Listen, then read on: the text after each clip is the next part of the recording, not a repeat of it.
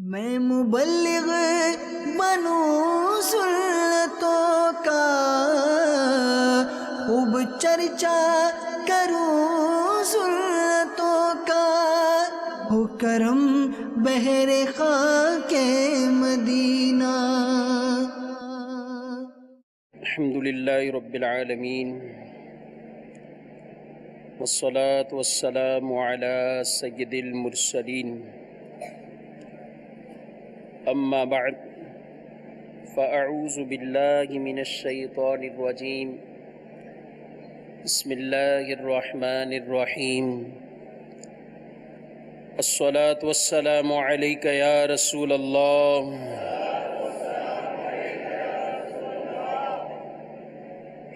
وعلى آلك وأصحابك يا حبيب الله۔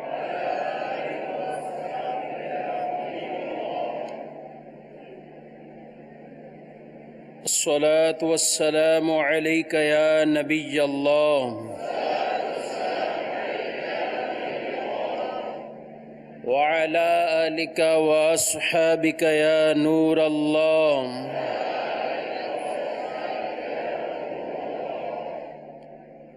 نویت سنت الاعتکاف۔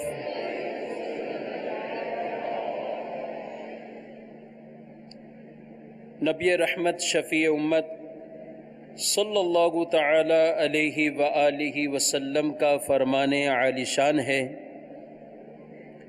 جو مجھ پر درود پڑھتا ہے اس کا درود مجھ تک پہنچ جاتا ہے، میں اس کے لیے استغفار کرتا ہوں اور اس کے علاوہ اس کے لیے 10 نیکیاں لکھی جاتی ہیں۔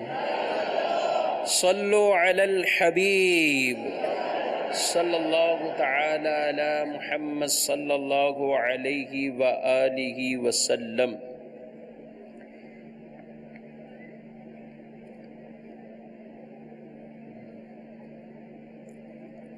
ہمارے پیارے آقا صلی اللہ تعالی علیہ وآلہ وسلم رجب المرجب کے پیارے مہینے میں جب یہ مہینہ تشریف لاتا تو دعا پڑھتے، اللہم بارک لنا فی رجب و شعبان و بلغنا رمضان۔ اے ہمارے پروردگار، اے اللہ، ہمارے لیے رجب اور شعبان میں برکتیں عطا فرما اور ہمیں رمضان تک پہنچا۔ صلو علی الحبیب صلی اللہ تعالی علی محمد صلی اللہ علیہ وآلہ وسلم۔ میٹھے میٹھے اسلامی بھائیوں اور مدنی چینل کے ناظرین، حصول ثواب کی خاطر بیان سننے سے پہلے اچھی نیتیں کر لیتے ہیں۔ فرمان مصطفیٰ صلی اللہ تعالی علیہ وآلہ وسلم، نیت المؤمن خیر من عملہ، مسلمان کی نیت اس کے عمل سے بہتر ہے۔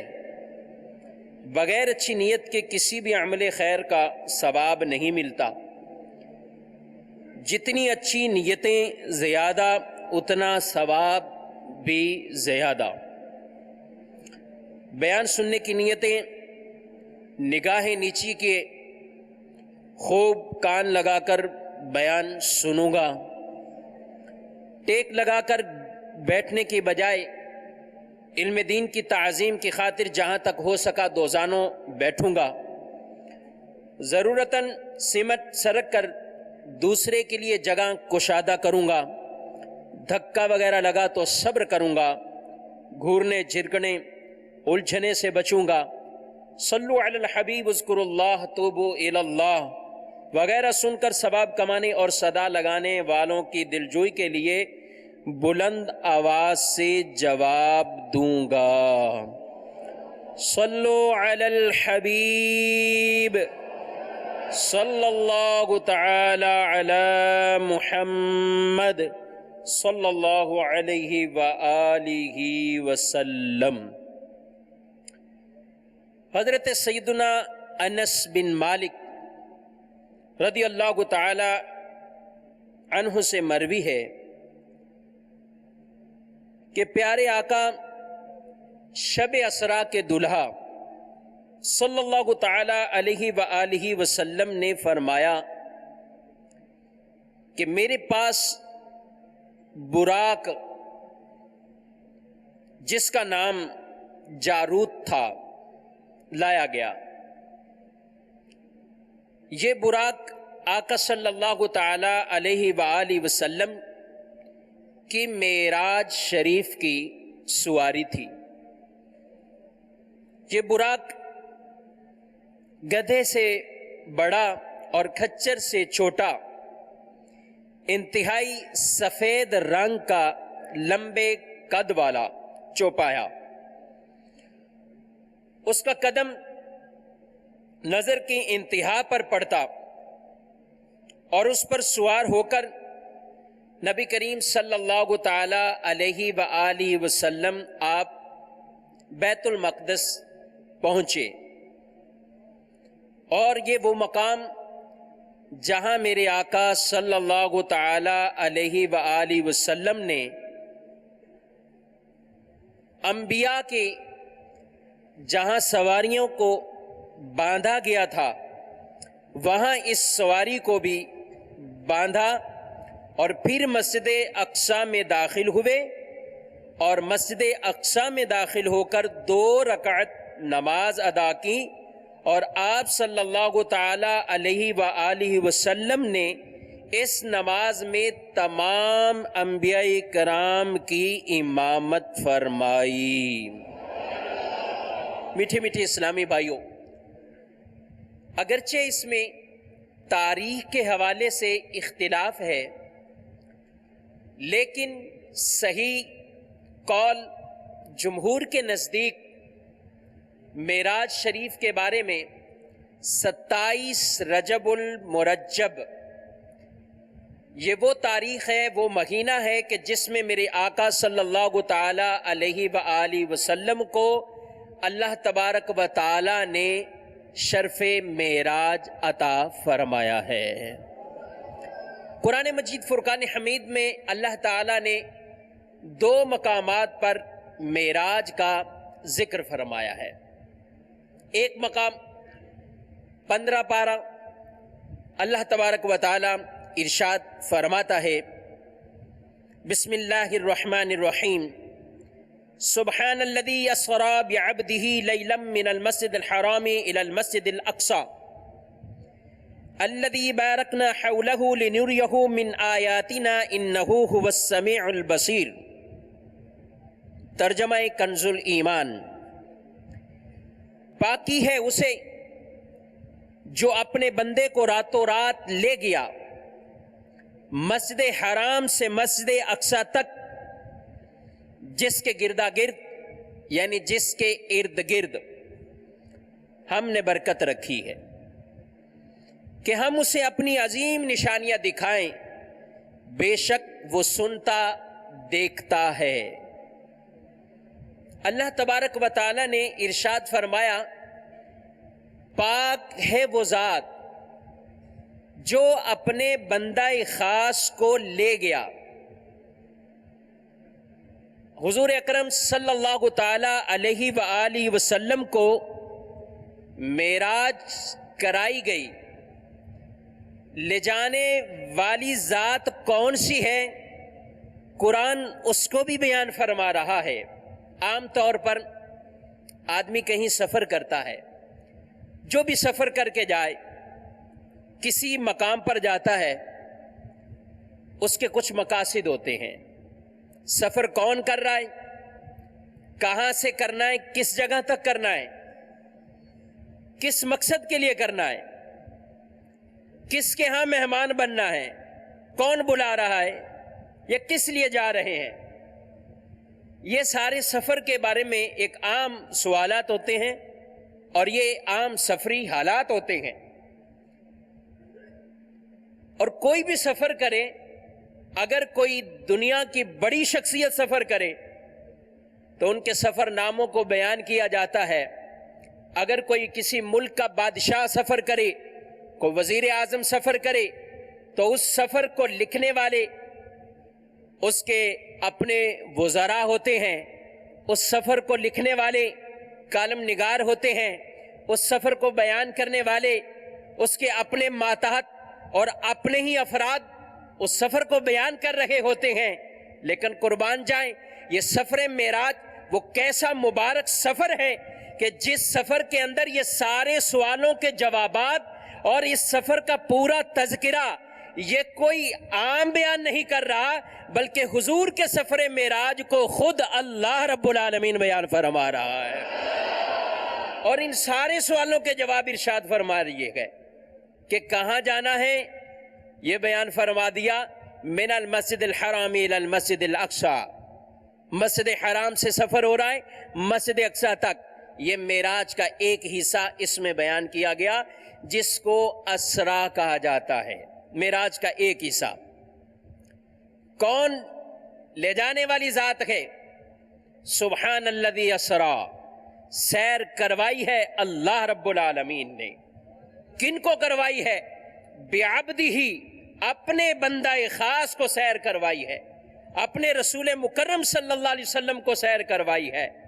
عبد کا ذکر فرمایا ہے، یہاں عبد بیان کیا جا رہا ہے، اپنا خاص بندے کا ذکر ہو رہا ہے۔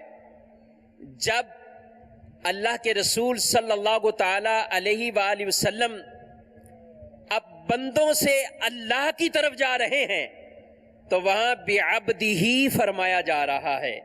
بہت ہی ایک لطیف اور خوبصورت بیان علماء نے بیان فرمائی ہے کہ جب اللہ نے اپنے رسول کو بندوں کی طرف بھیجا تو جگہ بجگہ نبی اور رسول کہہ کر بیان فرمایا، اور جب بندوں سے یہ اللہ اپنے دیدار کے لیے بلا رہا ہے تو وہاں محبت کا انداز کچھ یوں نرالا ہے، بعبدہ ہی کر کے فرمایا کہ اپنے خاص بندے کو سیر کرائی جا رہی ہے، اپنے بندہ خاص کو بلایا جا رہا ہے اور سیر کرائی جا رہی ہے۔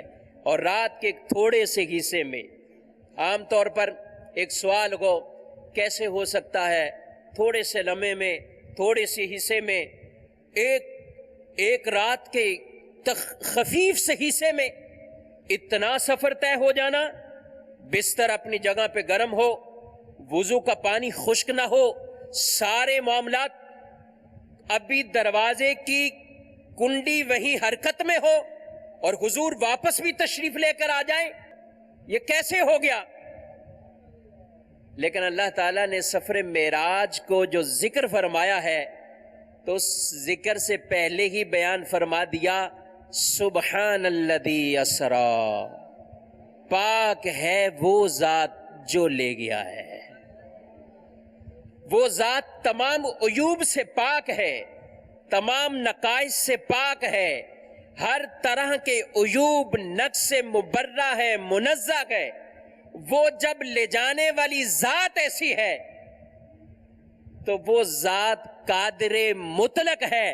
رب کی قدرت پر نظر رکھیں، وہ ہر طرح کی قدرت قادر مطلق ہے، تو جب وہ قادر مطلق ذات لے جانے والی ہے، یہ تو محبوب جانے والے ہیں، وہ لے جانے والی ذات ہے، یہ سیر فرمانے والے محبوب گئے آقا۔ تو حضور صلی اللہ علیہ وسلم یہ سیر کرنے والے گئے تو ذکر فرما دیا کہ مسجد حرام سے مسجد اقصی، یہ معراج کا ایک حصہ ہے جسے فرمایا ہے اسرا۔ قبلہ امیر اہل سنت دامت برکاتہم العالیہ نے اپنی کتاب کفریہ کلمات کے سوال و جواب میں آپ نے معراج کے 3 چیزوں کو بیان فرمایا۔ فرمایا ایک معراج، سوال ہوا کہ معراج کا انکار کرنا کیسا، اس کے بارے میں کیا حکم ہے؟ پہلی بات ذکر فرمائی گئی کہ ایک حصہ اسرا ہے معراج کا، جو قرآن پاک کی واضح نص قطعی سے ثابت ہے۔ مسجد حرام سے مسجد اقصی تک جانا، اگر کوئی شخص معاذ اللہ ثم معاذ اللہ معراج کے اس حصے کا بھی منکر ہے تو وہ شخص دائرہ اسلام سے خارج ہو جائے گا۔ اگر کوئی شخص اس حصے کا بھی منکر ہے اور انکار کرتا ہے۔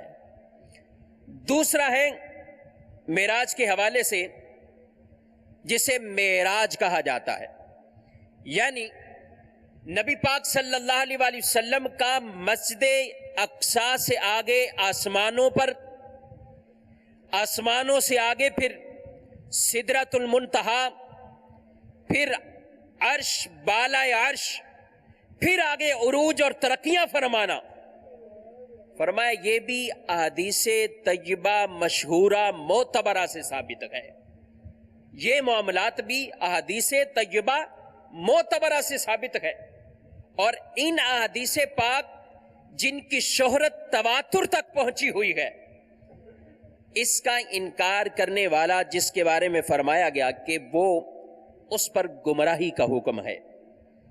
اور تیسری معراج، جس کے بارے میں یعنی جمہور اہل اسلام کا یہ عقیدہ بیان کیا جا رہا ہے کہ جمہور اہل اسلام کا یہ عقیدہ ہے کہ نبی کریم صلی اللہ تعالی علیہ وآلہ وسلم آپ معراج پر گئے، رات کے تھوڑے سے حصے میں گئے، جسم اور روح کے ساتھ گئے، مسجد حرام سے مسجد اقصی، پھر آسمانوں پر سیر فرمائی، پھر آسمانوں سے آگے عرش، بالائے عرش، پھر آگے عروج اور ترقیاں فرمائیں، پھر آپ کا اللہ تبارک و تعالی کا جاگتے ہوئے میں بیداری کی حالت میں ہمارے پیارے نبی کریم صلی اللہ تعالی علیہ وآلہ وسلم نے بیداری کی حالت میں اللہ کا دیدار بھی کیا ہے۔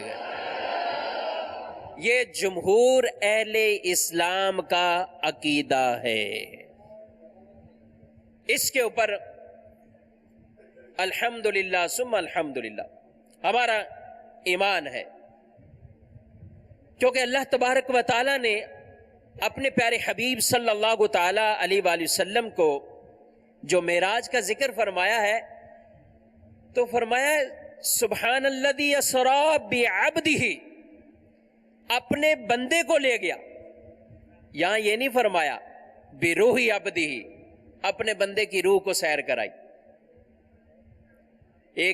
یہ الگ سے ایک بحث پوری ہو جاتی ہے، بعض اس بحث میں شروع ہو جاتے ہیں کہ صرف معراج وہ روحانیت کا نام تھا، معراج صرف خواب کا معاملہ تھا، معراج صرف ایک روحانی معاملہ تھا، خواب کا اور نیند کا معاملہ تھا، معراج جسمانی معاملہ نہ تھا۔ حالانکہ قرآن مجید فرقان حمید کے کلمات طیبات کو ہی اگر ہم پڑھ لیں، دیکھ لیں، بعبدہ کے کلمات، اپنے بندے کو، اپنے خاص بندے کو، عبد کا لفظ، یہ کلمہ آنا ہی اس بات کی دلیل ہے کہ جسم اور روح دونوں کے ساتھ اس کا اطلاق ہی دونوں پر آتا ہے، نہ کہ صرف روح کے اوپر، نہ کہ صرف نیند کے اوپر کہ خواب کی حالت میں۔ اگر ایسا معاملہ ہوتا، ذرا غور کریں، مثال کے طور پر اس کو آسانی سے ہم سمجھ لیں کہ اگر ہمیں کوئی یہ کہے، اگر آپ بھی دیکھتے ہیں کوئی کہے کہ میں رات کو سویا اور نیند میں میں لندن پہنچ گیا، پیرس پہنچ گیا، کہاں پہنچ گیا۔ اچھا چھوڑیں یہ باتیں، ہم مدینے کی باتیں کرتے ہیں۔ صبح اٹھ کر کوئی خواب بیان کرے اور یہ کہے کہ میں رات کو سویا اور میں نے دیکھا احرام کی حالت میں ہوں، طواف کر رہا ہوں، عمرہ کر رہا ہوں، تو کیا آپ اس سے جھگڑا کرنا شروع کر دیں گے؟ ارے تمہارا تو شناختی کارڈ ہی نہیں بنا ہوا، نہ پاسپورٹ بنا ہوا، تم عمرہ کیسے کر رہے ہو؟ وہ آپ سے یہ کہے گا بھائی میں نے خواب کہا ہے، میں نے حقیقت تو نہیں کہا۔ کوئی بھی نہیں جھگڑے گا اس سے، کوئی نہیں لڑے گا۔ ٹھیک ہے بھائی تمہاری مرضی۔ دنیا دار لوگ اپنی مرضی کے خواب دیکھ لیتے، یہ دن رات مدینے والا پڑھنے والا ہے، مدینے کے خواب دیکھنے لگ جاتا ہے، ٹھیک ہے، مدینے پہنچ جاتا ہے، سب گنبد کے نظارے کرتا ہے۔ اللہ حقیقت میں بھی سب کو بار بار یہ حاضریاں عطا فرمائے، لیکن خواب میں اگر کوئی پہنچ جائے تو کوئی کسی سے جھگڑا نہیں کرتا. خواب میں اگر کوئی کسی مقام پر پہنچ جائے کوئی کسی سے بحث مباحثہ شروع نہیں کرتا. آپ ذرا بتائیے اگر نبی کریم صلی اللہ تعالی علیہ وآلہ وسلم یہ بات ارشاد فرماتے خواب کا ہی معاملہ ہوتا تو کیا اس وقت کفار اس بحث میں لڑتے یا یہ بحث کرتے کہ ان کو کیسا خواب آ گیا کہ یہ مسجد حرام سے مسجد اقصی پہنچ گئے؟ کبھی بھی یہ بحث نہ ہوتی، کبھی بھی یہ پوچھا نہ جاتا. کہ خواب ہی کی بات اگر ہوتی، روحانی طور پر ہی اگر یہ سفر ہوتا تو کوئی بھی یہ بحث نہ کرتا. پتا چلا کہ وہ دعویٰ ہی جسم کے ساتھ تھا، تبھی تو وہ کفار نے شور مچایا ہے کہ کیسا یہ دعویٰ کیا جا رہا ہے. ایک تھوڑے سے وقت میں یہاں مسجد حرام سے مسجد اقصی میں پہنچ جانا، کفار نے شور ایسا مچا دیا ہے اور یہ شور مکے کے اندر پھیل جاتا ہے. یہاں تک کہ انہوں نے کہا اب جو مسلمان جو ابھی نئے نئے ہو رہے ہیں ان کو ورگلانے کے لیے ہمارے پاس ایک پاورفل یہ دلیل پہنچ چکی ہے. وہ کافر ورگلانے کے لیے مسلمانوں کے پاس پہنچے. سب سے پہلے حضرت ابوبکر صدیق سے ملاقات ہوتی ہے اور حضرت صدیق اکبر رضی اللہ تعالیٰ عنہ سے کہا جا رہا ہے اے ابوبکر ذرا یہ بتاؤ کہ کیا کوئی ایسا شخص ہو سکتا ہے کہ رات کے تھوڑے سے وقت میں کہے کہ میں یہاں سے مسجد حرام سے مسجد اقصی گیا، وہاں سے آسمانوں سے اور پھر واپسی بھی آ گیا اور صبح سے پہلے اپنے بستر پہ بھی موجود ہوں؟ کیا ایسا ہو سکتا ہے؟ تو آپ نے فرمایا پہلے یہ بتاؤ کہ کہنے والا کون ہے؟ کہا ہاں بتاتے ہیں، یہ کہنے والے وہ تمہارے نبی ہیں جس کا تم نے کلمہ پڑھا ہے. کہا میرے نبی کہتے ہیں. تو پھر ابو بکر تصدیق کرتا ہے کہ وہ سچ کی فرماتے ہیں. ابو بکر نے تو بڑی بڑی باتوں کی تصدیق کی ہے ان کی، وہ تو اگر فرما رہے تو سچ کی فرما رہے ہیں. تو یہ انہوں نے تصدیق کی.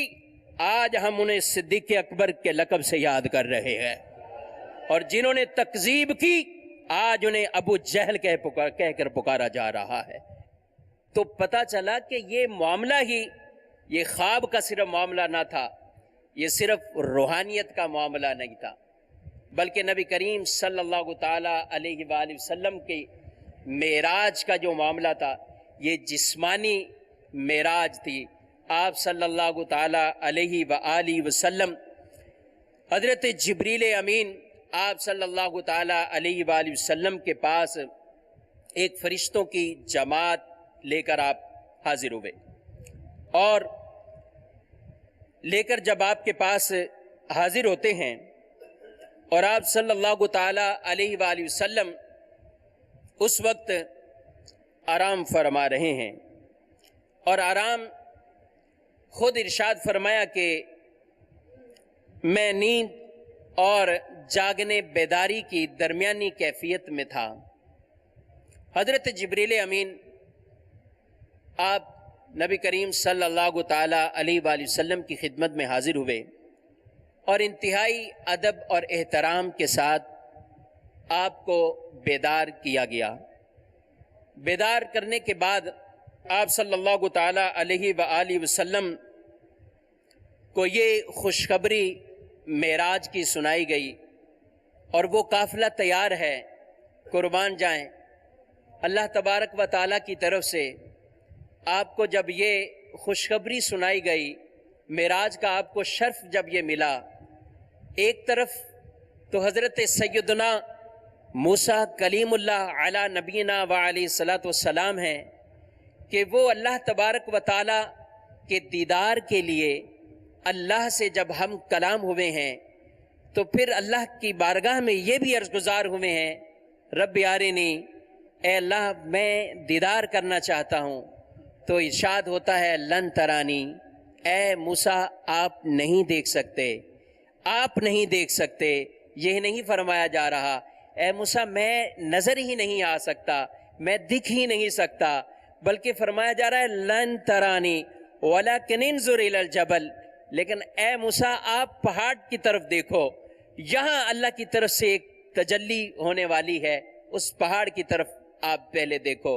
اور وہاں کہا جا رہا ہے اے اللہ میں دیکھنا چاہتا ہوں، اور فرمایا جا رہا ہے لن ترانی، اور یہاں پیارا محبوب آرام فرما رہا ہے اور فرشتوں کی بارات آ کر حضور کو بیدار کر رہی ہے، اور کہا جا رہا ہے کہ آپ کا رب بلا رہا ہے، اپنا دیدار کرائے گا آپ کو، اور آپ کو شرف معراج کیا جائے گا۔ آج کی رات آپ کو معراج کرائی جائے گی ہے۔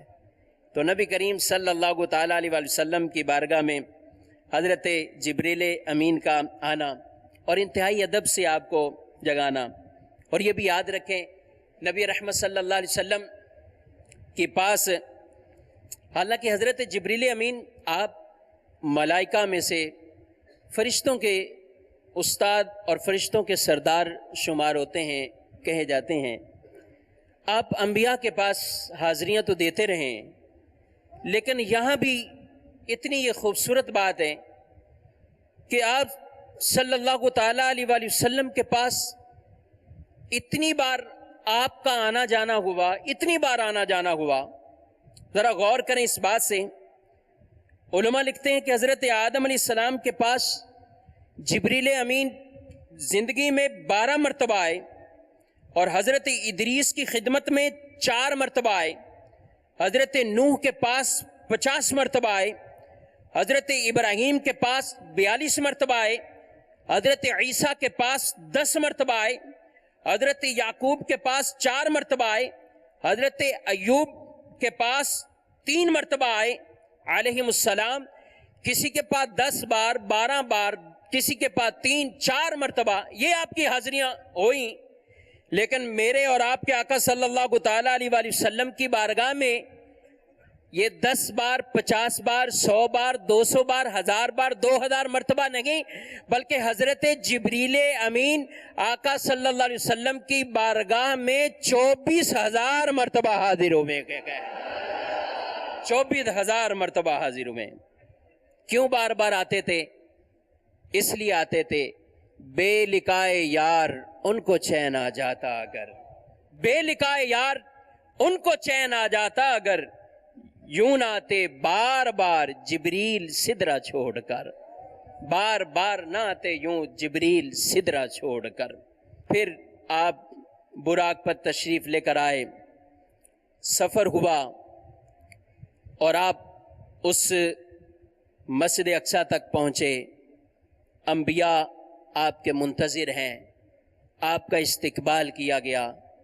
آپ صلی اللہ تعالیٰ علیہ وآلہ وسلم نے فرمایا میں نے اپنی سواری کو وہیں باندھا جہاں انبیاء نے اپنی سواریوں کو باندھا، اور پھر آپ صلی اللہ تعالیٰ علیہ وآلہ وسلم اندر تشریف لے کر گئے۔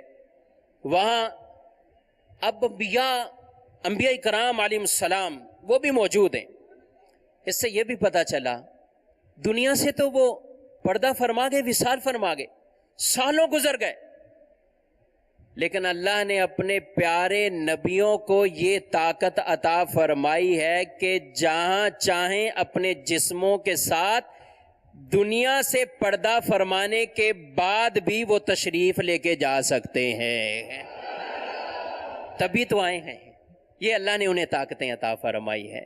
جہاں چاہیں اپنے جسموں کے ساتھ وہ وہاں جا سکتے ہیں۔ مسجد اقصیٰ میں استقبال کیا نبی کریم علیہ السلام کا۔ اب سارے انبیاء اب وہ صفیں باندھ کر منتظر ہیں۔ میرے آقا صلی اللہ علیہ وآلہ وسلم پہلی صف میں پہنچے ہیں۔ جبریل امین جنہوں نے وہاں اقامت کہی، اور اب منتظر ہیں کہ مصلی امامت پر کون جائیں گے۔ حضرت جبریل نے علیہ السلام نے حضور اکرم صلی اللہ تعالیٰ علیہ وآلہ وسلم آپ کا ہاتھ پکڑا اور آپ کو مصلی امامت پر کھڑا کر دیا ہے، اور آپ مصلی امامت پر ہیں، اور مصلی امامت پر یوں آپ ویسے بھی سید الانبیاء ہیں، امام الانبیاء ہیں، لیکن یہاں سارے نبی وہ مقتدی ہیں اور ہمارے نبی امام الانبیاء ہیں۔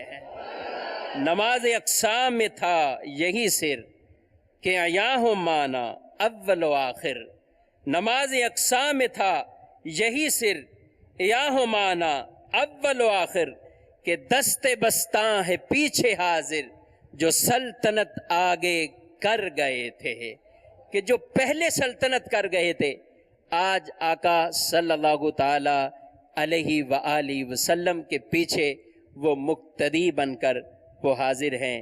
حضور صلی اللہ علیہ وسلم وہ امام ہیں، اور پھر آپ صلی اللہ علیہ وسلم نے نماز کو ادا کیا۔ نماز کو ادا کرنے کے بعد میرے آقا صلی اللہ علیہ وسلم تشریف فرما ہیں، انبیاء نے خطبات دیے، اور ان خطبات میں سے چند انبیاء نے جنہوں نے خطبے دیے اور اپنے اپنے وہ کمالات جو اللہ نے انہیں عطا فرمائے، جو اللہ نے انہیں مراتب عطا فرمائے اور بطور خاص جو شانیں عطا فرمائی، انہوں نے ان کو بیان کیا۔ پھر آخر میں میرے اور آپ کے پیارے حبیب صلی اللہ تعالی علیہ وآلہ وسلم، حضور اکرم صلی اللہ تعالی علیہ وآلہ وسلم، آپ پھر کھڑے ہوئے اور آقا صلی اللہ علیہ وسلم نے خطبہ دیا، اور حضور علیہ السلام نے جو خطبے میں ابتدائی کلمے ارشاد فرمائے، ان میں جو پہلا وصف بیان فرمایا، نبی کریم علیہ السلام نے یہ ارشاد فرمایا ہے کہ الحمدللہ الذی ارسلنی رحمتا للعالمین، کہ میں تعریف اور حمد بیان کرتا ہوں اس رب کی کہ جس نے مجھے رحمت للعالمین بنا کے مبعوث فرمایا ہے۔ فرمایا مجھے رحمت للعالمین بنایا ہے۔ اور پھر حضور نے اپنے اوصاف بیان فرمائے، اپنی شان کو بیان کیا ہے، اور حضرت ابراہیم خلیل اللہ علیہ السلام آپ کھڑے ہوتے ہیں، فرماتے ہیں یہی وہ شانیں ہیں، یہی وہ مقام ہے کہ جن کی وجہ سے اللہ تعالیٰ نے تمام نبیوں پر محمد صلی اللہ علیہ وسلم کو فضیلت عطا فرمائی ہے۔ آج ہم نے ذکر معراج سنا ہے، الحمدللہ۔ معراج کا تحفہ نماز، معراج کا تحفہ نماز۔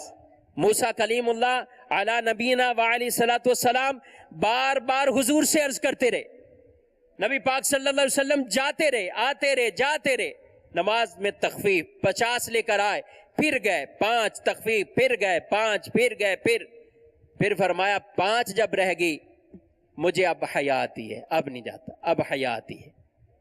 5 نمازیں لے کر تحفہ امت کے پاس آئے، لیکن افسوس آج اگر امتی اس 5 نمازوں سے بھی اگر غفلت کا شکار ہے، آج اگر ان 5 نمازوں میں بھی سستی کا شکار ہے، ہم سب غور کریں، مدنی چینل کے ناظرین بھی غور کریں، اسلامی بھائی اور اسلامی بہنیں بھی غور کریں۔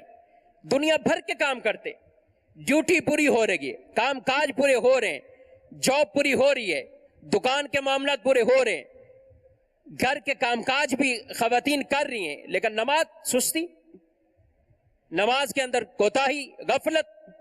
حالانکہ یہ نماز معراج کا تحفہ ہے، لیکن جب مومن اس نماز کو پڑھتا ہے تو یہ نماز مومن کی معراج ہو جاتی ہے، یہ نماز اس مومن کی معراج بن جاتی ہے۔ تو آج یہ نیت کر کے جائیں، عزم مصمم کر کے جائیں کہ آج ہم الحمدللہ دعوت اسلامی کے عالمی مدنی مرکز میں آج اس ہفتہ وار سنتوں بھرے اجتماع میں حاضر ہیں۔ اس نیت اور عزم مصمم کر کے جائیں کہ انشاءاللہ آج کے بعد ہماری کوئی نماز قضا نہیں ہوگی انشاءاللہ۔ اس نماز کو اپنے وقت پر انشاءاللہ پڑھیں گے، انشاءاللہ نماز کو اپنے وقت پر ادا کرنا ہے۔ اللہ تبارک و تعالی ہم سب کو اس پر عمل کرنے کی توفیق عطا فرمائے۔ صلو علی الحبیب صلی اللہ تعالی علی محمد صلی اللہ تعالی علیہ وآلہ وسلم۔ میں مبلغ بنوں سنتوں کا، خوب چرچا کروں سنتوں کا، ہو کرم بہر خاک مدینہ۔